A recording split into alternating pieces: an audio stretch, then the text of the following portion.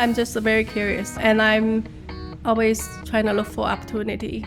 And also, I always keep in mind, what is that I don't know? Yeah. It's not trying to do the same thing. But I think I really got into business sale, commercial leasing, because I feel there's a market there for me that I would be good at.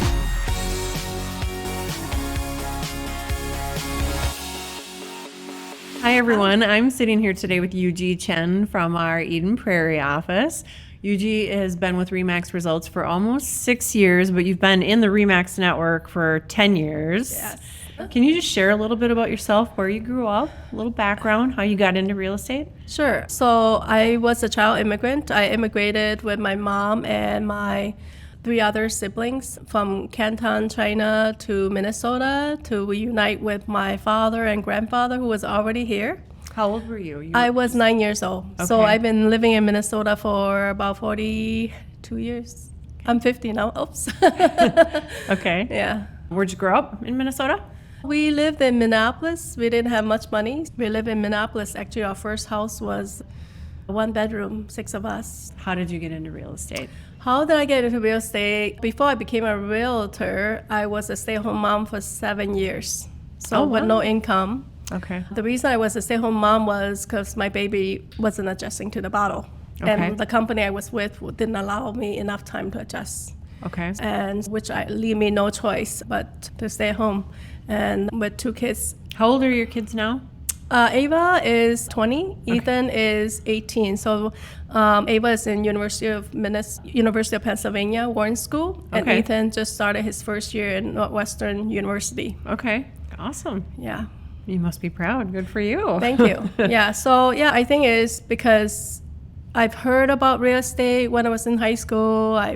When I was working in my 20s, my roommate has said about real estate. She have gotten her real estate license. Mm-hmm. So over the years, people would ask me about or tell me I should get into real estate, but it was very unconventional. It's not the traditional things that we've been told. We've been told to go to college and work in a corporation. So I tried that route, but I didn't feel I fit in the corporate world, and I didn't like the hierarchy of corporate world. So where did you start out in real estate before you joined the REMAX I was network? with Bridge Realty. Okay. So I was minding my own business, and I went and learned as much as I could using the Minneapolis Association Realtor. Yep. They used to have an unlimited education pass. Yep. So I did that, and I would be in the classroom, suck up everything I know. And You still do that. I still do that. I love education, and I think that's one of the things I credit my success is continue to learn. Now, recently, I've been going to national conferences, annual conferences. So I've been to REMAX Commercial Symposium twice now in Phoenix, Arizona, and in Chicago, right? Yep. And then I'm also a member of 3 organizations, the Minneapolis Association Realtor for Residential. Yep. And I belong to MNCAR, which is the Minnesota Commercial Association Realtor for my commercial, where I do research and enter my listing. And then also, because I also sell businesses, I also belong to the IBBA, which is International Business Brokerage Association. Yeah. Yeah. But you haven't always been selling businesses, and that's what I want to talk about. Correct. You started out in residential. Yes, I was And heavily. You were on this. doing, primarily residential correct. 6 years ago when you joined us, and I've really enjoyed watching you because it started out with just a goal of yours, and you would mention it at meetings that and then the next thing I know, I see you at the commercial symposium in Denver or wherever we were, and I was like, oh, go UG, so, and here you are. And so talk about that a little bit. So over the years, I recognized that there were people coming to me like, do you sell real estate? Or my residential client that I help him purchase a house, and his parents would have a commercial building, restaurant to sell, and ask me. But at that time, my focus all just residential. My education was on residential real estate. So I didn't feel confident. And then until I really credit my getting into commercial real estate with my most repeated property seller. So Okay. after I sold all his land and residential property, he had What- this commercial property in Minneapolis, which is what we were trying to list it for $2 million. I was working with him while he was in Hong Kong. All this transaction, so we built that trust. Yeah. So he knew at that time, this probably was about 5-6 years ago. And this is someone that you But- credit to really getting you into Correct. commercial. Which, because I need a chance to somebody would hire me when I was brand new. Yeah. I need that somebody to trust me. Yep. But I rebuilt that trust because I sold all his property while he was in another country. So the commercial properties that you're specialized or that you have found you're specializing in are But it's changed. Okay. It have changed. So I initially did commercial building. Okay. Sell commercial building. So I took a lot of classes. Anytime REMAX offer in the conference, I took that. I would look into research anything I could get hold of, any commercial education. I took a lot of class with RE Journal. So just listen, be in an environment where I keep hearing, the language of commercial. Yep. And I think it helps me to focus. But I also recognize my residential client, they're business owners. Many of the Chinese clients, they own restaurants and Okay. they want to retire. So they would ask me to sell. But my first business, so I went from residential to commercial building to business sale and Okay. commercial leasing. So what I'm focusing right now is more on business sale, more Okay. so like I'm Restaurants. because I do more of that. Okay. And the people that I know owns restaurants. And how More many people. restaurants have you helped people So- buy or sell? Oh, Do you know the answer? Many. I didn't keep track, but I've sold many restaurants. I know you I've sold have. many restaurants, and one of the things I really care about my clients, not only they hire me to sell the business, but oftentimes I found the buyer. So I care that the buyer is successful. So one of the things that I do, if we have a good relationship, is I help them promote their grand opening and social media. Because one of the things that I notice almost all restaurant owner, one of the things they lack or failed at is marketing and advertising and getting the word out, promotion. Because so busy doing the day-to-day work, they're very hands-on, so they expect the door to open and people come in. Everybody have option, right? You can keep contain certain amount of customer, but you need some new customer as well. So those I feel that I could help them on, at least get them started when they do the grand opening. I would go and take some picture before the grand opening to promote it, and then when they open, I would promote it again. But it's also promote myself too, right? Yeah. At the same time. That's all. So- Because you enjoy doing that too. Yeah. I've seen a lot of your successes. You thank share you. them online, and that's amazing. But you do also. It's important. We've talked off record, off camera, I should say. Yeah. That residential is still a big piece. Correct. I Yeah. don't think I would give up residential because I built it for, even still today, I still have residential. I have 3 residential closing coming up in the month of October. But because I really credit my residential connection client getting me into commercial.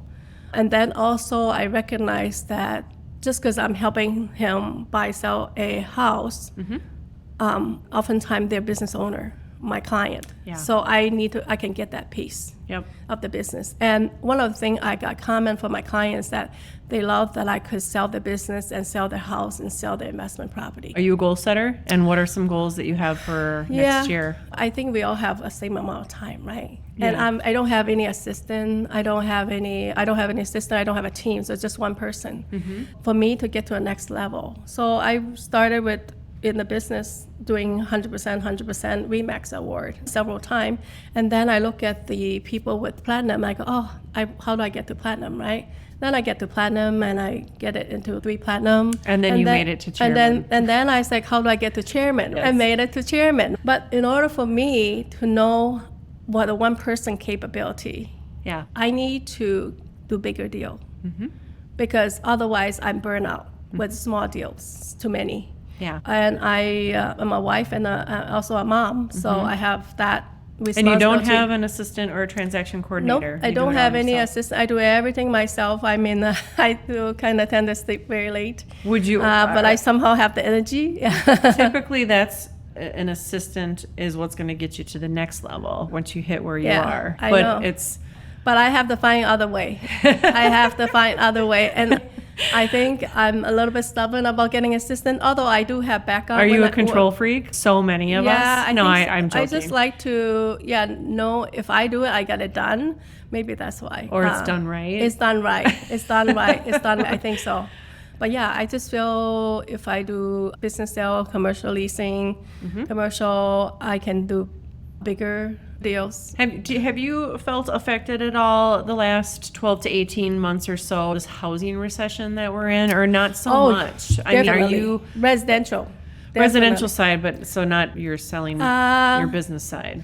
That's why when we had that craziness, we're still in the craziness. Well, but which craziness? It's crazy, different kind of craziness. But when we had that multiple bidding last year, the first 3 months, and then the multiple offers, all that craziness. Yeah, I knew it had to stop. We had to go. We have to be like this. We all knew that. Yeah, we knew that. This is going to come to an end somehow. Yeah, so that's why I feel like I will recognize that I wanted to shift my business. Okay. So I mindfully, intentionally shift my business because whatever we focus on expense, right? Wherever we put our money in marketing, I spend quite a bit on marketing, mailing to business owners. I did it myself, staying at night, folding flyers, and then later I pay my children, my teenager, to do it. Now they're in school, so they can't do that. And I do a lot of mailing. I spend a lot of time on postage, mailing, but I'm always out there networking. I attend a lot of events. Like the other day, actually my most recent business sale was I attended it was by a commercial broker. They had a show. Okay. And so I went to the show and ended up meeting people, and this guy I talked to ended up to be a partner of another commercial broker. It's another commercial broker in like town. A social networking. Yeah, it's a social network. Everybody's welcome. So I went to that. Yeah. And I met a few people, and then I introduced them what I do, and then they're like, "Oh, you sell businesses?" Actually, my business partner maybe have this restaurant I think of selling, and said, "What's the name?" I said, "Oh, actually, I know the owner." I said, "He is my residential client." Okay. And I've been to that restaurant. But it was a nice welcome. Right now, I know that my client have a restaurant they were thinking of selling. So because of that tip, it led me to contact my client and say, "Hey, I met your business partner. He's saying that you might want to sell." So I know you are very good at the social networking or just attending any kind of socials like that. Do you go one a month, once a quarter? No, I don't keep track. I keep whenever I see something. Yeah. When I see something, I like it, and it's good up for me to. I see this. Anybody we encounter with is an opportunity, because everybody could be a buyer, seller, business owner, or know somebody. Yep. And other business owner knows other business owner. I just recently sold a restaurant in St. Paul. Right after closing, she always said, I have a friend that's thinking about selling in another restaurant. And so there. And then I go, oh, I actually know the business owner. I've been to that restaurant. But it's helpful for me, right? Yeah, so then very I can helpful. Call that person, and I just search online the phone number for the restaurant. I call them, and I said, I know who you are, and we met. I ordered food from you before, and I think my distant relative. It helps if you tell them your favorite menu item. Yeah, that's right. That helps too. What is something that is different about a service that you provide to your clients that maybe other realtors do not? I go out of my way, try to promote their business, right? Like I mentioned, like the grand opening. Yeah, you talked about that. You help with their grand openings. I help with their grand opening. Another thing is I feel I give a business consultation. Okay. I ask them a lot of questions. Like, for example, if somebody saw my confidential business posting, I would like to meet with them, and then I have quite many questions for them. So they will leave knowing whether they're ready or not. So if they're first time business owner, I ask them like, okay, do you have a business plan? Do you have logo? Do you have menu? How many people do you have already committed to helping you? If I was to help you find another restaurant, find a restaurant, right? How ready are you financially? How you plan to purchase this restaurant? this business in cash or do you need seller financing? Because it's difficult to get SBA loan. Yeah. And sometimes the restaurant owners that I work with, depending how upfront they are, transparent, they may show their tax return, credit card statement, or sometimes they don't want to show their tax return. They just want to show their credit card statement. So it depends. And it all depends on the price too. If it's the price to sell or it's price that oftentimes based on their sale. Okay. But location matters, size matter, rents matter.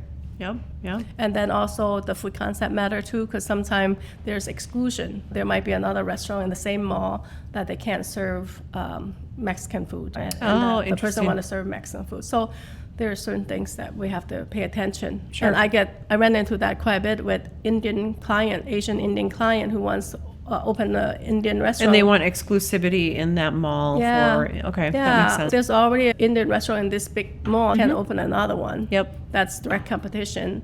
Even if they didn't have exclusive in their lease, they probably feel like they know them, they're direct competing with them. Yeah. Yeah, and they don't want that. Or if it's too close to another family or somebody they know, like 5-10 minutes away, they don't want that either. Okay. So sometimes, that's a little challenging. That is. That's interesting. Yeah. Well, so with your kids off to college, Yeah. what do you do when you're not hustling?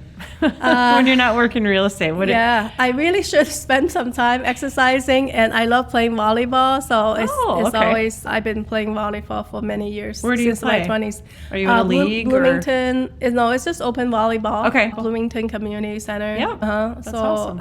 I enjoy that. And then summertime is sand volleyball outside. Sand volleyball is that's hard. Yeah, sand volleyball, yeah. But I just love attending events. I love attending cultural event, educational event, business event, expo, anytime. But I think I'm just very curious, and I'm always trying to look for opportunity. And also I always keep in mind, what is that I don't know? Yeah. It's not trying to do the same thing. But I think I really got into business sale, commercial leasing, because I feel there's a market there for me. That I would be good at it. And I think, being very fully committed to it. And so I don't feel I'm dabbling on to residential commercial. I feel I'm more focused on business and commercial leasing, but I still have to keep that commercial real estate and residential real estate open. Yeah. And because they feed each other. I love the fact that when I asked you to be on the podcast, I mentioned, did you also know you were in our top 20 year to date for 2023 in commissions earned? And you were like, excuse me? I don't know. I don't know. I really don't know. Because if I knew, it would have been on Facebook. I would have promoted myself on Facebook. I probably do now. I'm very surprised. Yeah. Good and for you. Even when you last time told me I was like number 50 for the first quarter, USA, I'm like, wow. Oh, I did not know that. I did not know. I had a phenomenal. You're just too focused. First month. Yeah. Thank you. Good for you. So I'm just busy trying to service people. But I think one of the things that I really feel I have success on is sometime converting the prospect into client. Okay. Those people that come through in my listing. Yeah. And just trying to find out, what do they want? So if I know what they want, then I could better market and ask those owners what they want. And are you willing to sell? You're not really just in Minneapolis. You're all over. I know. Over the Twin City Metro, the furthest I have got 2 hours. Okay. St. James. Okay. I saw a commercial building with a restaurant there. Okay. I have done deal in Rochester, which is an hour and a half. That was my first commercial leasing that I did. Okay. Maybe 5-6 years ago. On the commercial side, what percentage is leasing, sales? It's business sales, but business sale and leasing, I think they're pretty even. I think pretty commercial, 50-50? 50-50. I think more so commercial business. You have the commercial side that's going to keep you plugging away, and it's really helped with, obviously, your numbers this year. You're doing phenomenally, but are you doing anything different on the residential side, especially with just what we've been facing, the high interest rates, low inventory, just this housing recession that we're in? Yeah. Are you doing anything different? So yes, because since my focus is more on business sale and commercial leasing, so my residential has always been just repeated clients referral. And you primarily stay in touch with your past clients via... I think we can all do better. You said you do a lot of mailers, but I think that's also for like your farming and prospecting. Yeah. But so admittedly, you could do better with your past clients. Yes, I think we all can. You should know your past clients. I know. You're sitting on a pot of gold. That's yes, your past definitely. clients. I think I could make more phone calls to them. But the thing is, I think there is more. So quite a bit of my clients are also work. They don't have a business. Some does have business, some doesn't. But it's always good, right? Everything is about time management. Yeah. The thing is, I have a certain amount of time. I like to have fun. When I say fun, I like to go out and social. Obviously, you speak Chinese, but what are all the languages that you speak, and who are the client? Talk about the clients that you serve. Sure. I speak, my original dialect at home is Taisanese, which is a local dialect in the village in Taisan. Okay, so then I came to the United States and I was watching a lot of Hong Kong movie. So I learned Cantonese by watching Hong Kong movie. Oh, wow. Yeah, and then I went to University of Minnesota and studied international relations. And I was going to major in Chinese, but ended up doing minor because my parents didn't want me to study abroad for another year or two. Okay. So I ended up studying abroad for a summer and I minored in Mandarin Chinese. Okay. But being Chinese in Minnesota, there isn't that many Chinese that I know growing up. But it's only really the last 14 years being a realtor, I was sought out by Chinese people. Sometimes they're either Cantonese, Taiwanese, Mandarin speaker, or sometimes they're mixed couple. The wife generally is the Chinese and the husband is Caucasian. So I don't have much luck on the other way around for some reason. Intimidation. That's or just feel a little bit threatened maybe. Okay. So I've noticed that. Interesting. And sometimes I get feedback like, oh, you're the fourth agent because we tried other agent and for whatever reason, language barrier, whatever, cultural barrier that they feel that I could meet that for them. Okay. So one of the things also I got into business sale commercial is because I feel even though I've been in the United States for 42 years and I have highly taken so many of, I'm a CRS, designation, ABR, at home with diversity, all these alphabet soup education. Designation. But I feel because the way I look, ethnically Asian, I feel general public put me in a box. So, and then also maybe because who knows, but where I hang out it's just anybody. Anywhere I hang out, most of the time I'm the only Asian in the room. But I just feel people put me in that box. So my residential say is primarily my clients are Chinese, speaking one of those language. And then, but when I went to commercial, it changed that. My client became very diverse. So I feel my clients actually just all primarily minorities. Interesting. A lot of minorities. Wow. So my residential clients are other Asians, Indians, Mexican, African. So it opened up my other, that I feel international or global. Moving or adding commercial to your business added multicultural clients. Correct. Adding commercial did diversify my clientele to include other ethnic, Wonderful. Not just Chinese. That's good. And they share, they refer people to me. And then also I get more referral opportunity by residential agent as well, doing commercial business sale. Thank you for sharing that. Yeah, thank you. Thank you for being on the show, Yu Jie. Oh, thank you. Thanks for having me. It was wonderful.